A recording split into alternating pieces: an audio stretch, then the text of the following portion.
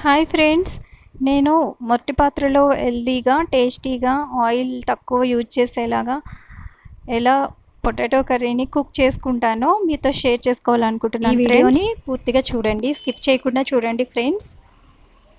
Potato కర్రీకి మనకి first కావాల్సినవి ఏంటి అంటే, నేను చాలా తక్కువ క్వాంటిటీతో చేశాను.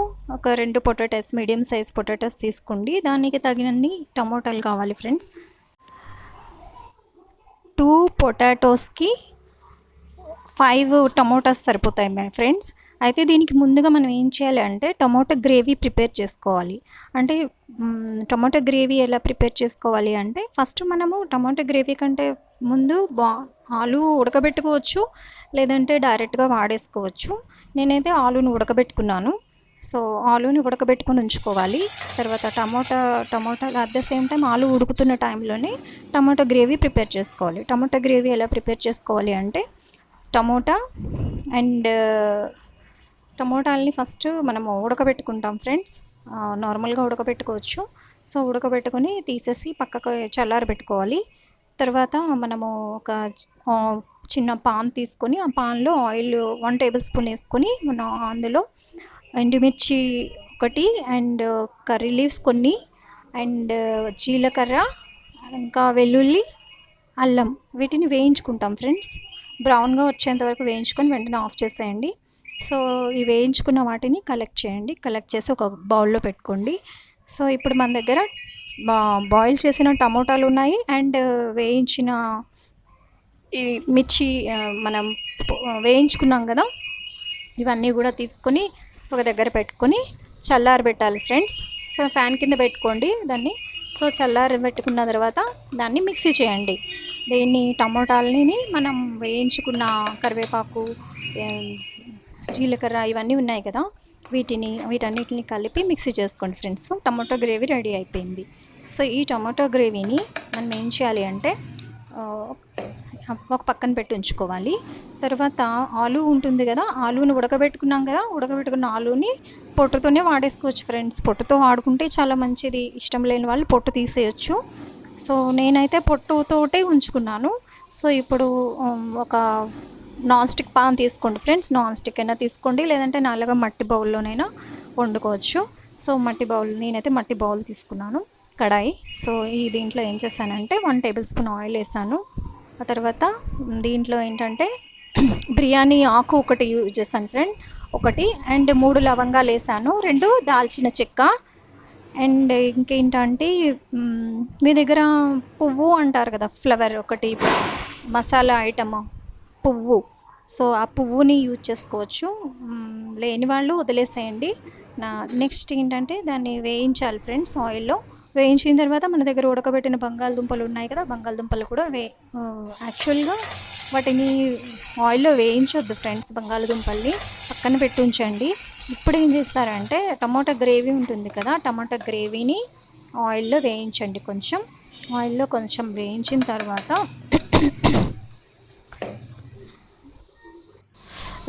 తర్వాత అప్పుడు ఆలు ముక్కలు వేయండి ఫ్రెండ్స్. కొంచెం ఒక 10 మినిట్స్ 5 మినిట్స్ వేయించండి. 5 మినిట్స్ వేయించిన తర్వాత ఆలు ముక్కల్ని వేసి ఆ తర్వాత ఉడకబెట్టండి ఫ్రెండ్స్. దాంట్లో తగినంత వాటర్ పోయండి. ఏ వాటర్ పోస్తారు అంటే, బంగాళదుంపలు ఉడకబెట్టినప్పుడు ఉన్న వాటర్ ఉంటుంది కదా, ఆ వాటర్ని వేయాలి. సో అది వేసేసి, ఎందుకంటే బాయిల్ చేసినప్పుడు వచ్చిన వాటర్ని పారబోయొద్దు. ఆ వాటర్లో మనకి కావాల్సిన విటమిన్స్ అన్నీ కూడా వాటర్లోనే ఉంటాయి. సో వాటిని ఇక్కడ యాడ్ చేసుకోవాలన్నమాట. సో ఇక్కడ బంగాళదుంపల్ని కూడా యాడ్ చేస్తాము గ్రేవీకి. తర్వాత మనము చాట్ మసాలా పౌడర్ వేస్తాము, కారం పౌడర్ వేస్తాము. ఆ తర్వాత ధనియాల పౌడర్ కూడా వేస్తాం ఫ్రెండ్స్. వేసిన తర్వాత ఒక 10 మినిట్స్ కుకింగ్ చేస్తాం. 10 మినిట్స్ కుకింగ్ అయిపోయిన తర్వాత మనం స్టవ్ ఆఫ్ చేసేసుకోవచ్చు. సో మనకి healthy potato curry ready friends.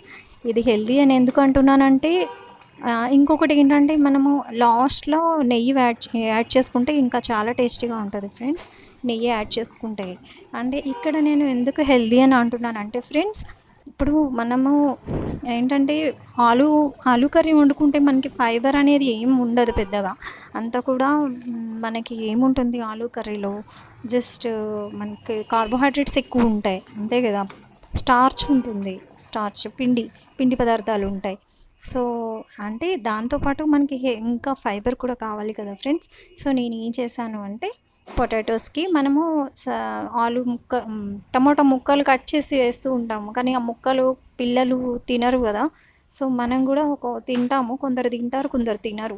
So అందుకని నేను ఏం చేశానంటే దాన్ని మిక్సీ పట్టేస్తాను అనమాట. సో మిక్సీ చేయడం వల్ల మనకి ఫైబర్ అనేది బాగా ఉంటుంది అందులో. అంటే కర్రీ లీవ్స్ ఉన్నాయి కదా, కర్రీ లీవ్స్ మనకి ఫైబర్ వస్తుంది. కర్రీ లీవ్స్ నెక్స్ట్ టమోటాని మిక్సీ చేయడం వల్ల దాని పొట్టును కూడా మనం మిక్సీ చేస్తున్నాం కదా. సో అదంతా మిక్సీ చేసేసి ఒక గ్రేవీ తయారు చేయడం వల్ల దాంట్లో మనకు కావాల్సినంత ఫైబర్ అనేది ఉంటుందన్నమాట. సో పిల్లలకి కూడా ఏం తెలియదు అందులో ఫైబర్ ఉన్నట్టు. సో నేను అట్లా యాడ్ చేసేస్తాను ఫ్రెండ్స్. మా పిల్లలు అట్లానే తింటారు, వాళ్ళకి ఆకులు కనిపించకూడదు కదా పిల్లలకి. సో అవి ఏం కనిపించకుండానే వాళ్ళకి కావాల్సినంత ఫైబర్ ఫుడ్ ద్వారా అందుతుంది ఫ్రెండ్స్. అయితే ఇక్కడ పిల్లలు ఏంటంటే ఫుడ్ డైరెక్ట్గా తినడానికి ఇష్టపడరు కాబట్టి చిన్న పప్పడ్స్ కానీ ఏదైనా ఒక పప్పడ్ వేయించి వాటితో పాటు వాళ్ళకి ఫుడ్ తినిపిస్తే ఈజీగా తినేస్తారు ఫ్రెండ్స్. నేను ఇదే పాటిస్తాను మా ఇంట్లో, ఈ చిన్న చిన్న చిట్కాలు పాటిస్తూ ఉంటాను. సో ఉన్నంతలో హెల్తీగా ఉండడానికి ట్రై చేసుకోవాలి కదా ఫ్రెండ్స్. సో నేను ఇదే పాటిస్తూ ఉంటాను. ఇంకొకటి ఏంటంటే మనము టమోటాలు యాడ్ చేస్తున్నప్పుడు మనము టమోటాలని ఐరన్ కడాయిలో వండొద్దు ఫ్రెండ్స్.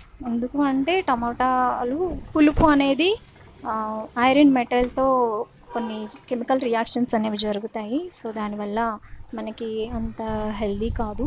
సో అల్యూమినియంలో కూడా ఉండొద్దు ఫ్రెండ్స్ టమోటాలని. బెటర్ ఎక్కడ ఏంటి నాన్ స్టిక్ పాన్లో కానీ లేదంటే టమోటా ఇంకొకటి మెటల్ నాన్ స్టిక్ పాన్ కానీ లేదంటే మట్టి కడాయి కానీ లేదంటే స్టెయిన్లెస్ స్టీల్ అయినా పర్వాలేదు. బట్ బెటర్ ఏంటంటే మట్టి కడాయి నాన్ స్టిక్ ప్యాన్స్ అయితే చాలా బెస్ట్ ఫ్రెండ్స్. సో లేదంటే మనము కుకింగ్ అయిపోయిన తర్వాత మనకి గ్లాస్ జార్స్ ఉంటాయి కదా, గ్లాస్ బౌల్స్ ఉంటాయి కదా, గ్లాస్ బౌల్స్లో షిఫ్ట్ చేసేసుకుంటే ఏం కాదు. కుకింగ్ అయిపోయిన వెంటనే మన దగ్గర స్టెయిన్లెస్ స్టీల్లో కాకుండా గ్లాస్ బౌల్స్లో స్టోర్ చేస్తే కర్రీస్ని ఎటువంటి కెమికల్ రియాక్షన్ అనేది ఉండదు ఫ్రెండ్స్. హెల్తీగా కూడా ఉంటాం మనం.